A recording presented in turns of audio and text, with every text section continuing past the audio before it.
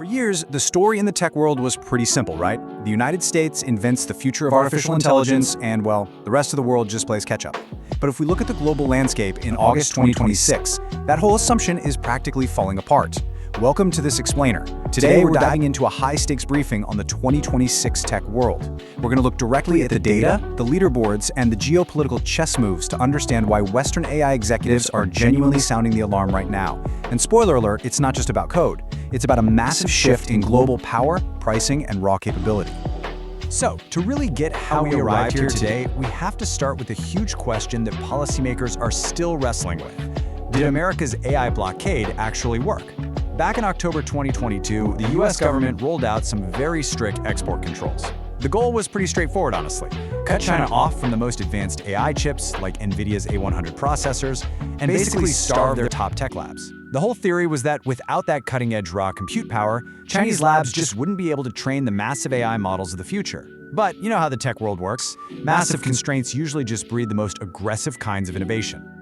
Okay, let's break down this timeline, because the 2022 chip ban didn't actually stop Chinese development. It just forcefully redirected it. When they were denied access to top-tier individual chips, Chinese labs spent all of 2024 figuring out a workaround. They started building massive domestic compute clusters using older or just less powerful chips. And the result? By 2026, instead of being starved out of the AI race, China practically flooded the global market with these massive trillion-parameter open-weight models. Rather than relying on hardware brute force, they just compensated by rapidly, aggressively iterating on software efficiency and network infrastructure. It's like looking at two entirely different playbooks. The US strategy still relies heavily on absolute peak individual chip performance. Think the NVIDIA H200.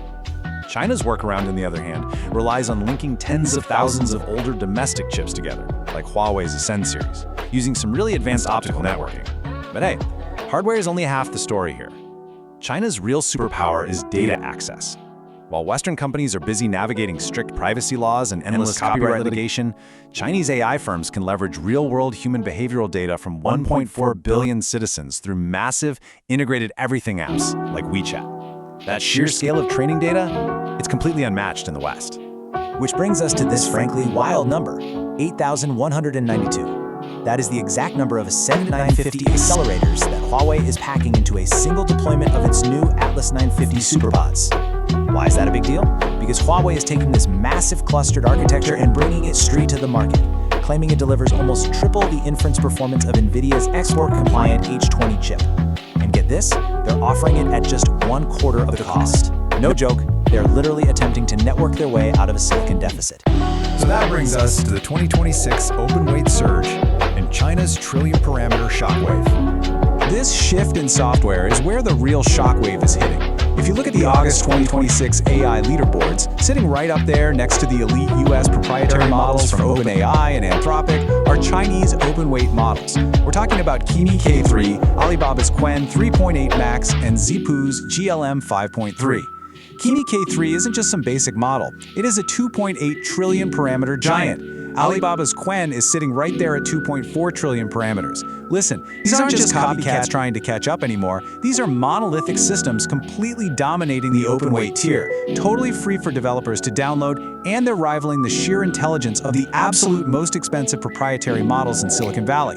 Now you might be wondering, how on earth are they running 2.8 trillion parameter models without the best NVIDIA chips? Well, they use something called a mixture of experts, or MOE architecture. Basically, this only activates a tiny fraction of a massive neural network for any given task. So the key takeaway here is that while Kimi K3 has 2.8 trillion total parameters, it only activates a small handful of those experts, roughly 50 billion parameters per word it generates. It's a brilliant workaround. It bypasses the raw computing bottlenecks imposed by the US chip bans, maximizes efficiency, and lets them do way more with way less hardware.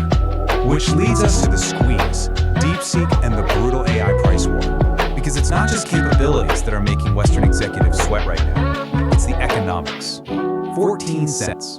That is the cost per 1 million tokens for DeepSeek V4 Flash. Just to put that into perspective for a second, 1 million tokens is roughly 750,000 words. That's the equivalent of processing several entire novels for just 14 cents. This is the absolute global price floor for highly capable AI right now. DeepSeek has effectively commoditized intelligence, and they are heavily undercutting Western tech giants who have poured billions into their infrastructure and desperately need to recoup those costs. And this massive disparity is placing immense financial pressure on the West. I mean, while GPT 5.6 Sol costs $7.78 and Claude Opus 5 is $7.22, DeepSeek's frontier-adjacent model V4 Pro is sitting pretty at just 48 cents. This pricing is so brutal that it actually forced OpenAI to slash their GPT 5.6 Luna-tier pricing by a staggering 80%, literally just to remain competitive with the Chinese open-weight ecosystem. But yes, let's talk about America's remaining edge, the silicon ceiling. So, is it game over for the US? Actually, no, not quite. There is a quote from the Council on Foreign Relations that grounds this geopolitical reality perfectly. They note, the best US AI chips are currently about 5 times more powerful than Huawei's best offerings. By 2027, that gap will widen to 17 times. See, while Huawei is doing incredible things with clustering, they are fundamentally constrained by actual manufacturing limits. Their domestic foundries are stuck producing 7nm chips because of allied export controls on manufacturing equipment. They physically cannot catch up to NVIDIA chip for chip right now. That means there is a hard physical ceiling to how much compute power they can squeeze out of a single server rack. And that hardware advantage, it translates directly into the very peak of AI capabilities. Because despite this incredible open-weight surge from China, American models firmly, undeniably hold the absolute #1 and 2 spots for sheer intelligence.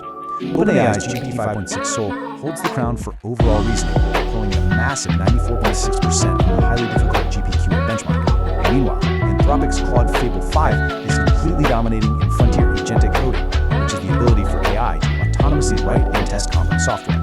So for sure, the US absolutely maintains the absolute performance ceiling. So what's the big takeaway from all this? Well, the idea that Western companies are scared isn't just media hype. It's a completely rational response to China's aggressive pricing, efficiency, and their massive dominance in the open-weight market.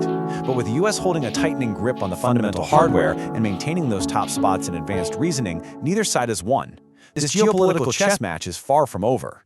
The real question you have to ask yourself going forward is this: will software efficiency eventually overcome hardware limitations, or is the silicon ceiling ultimately going to dictate the future of global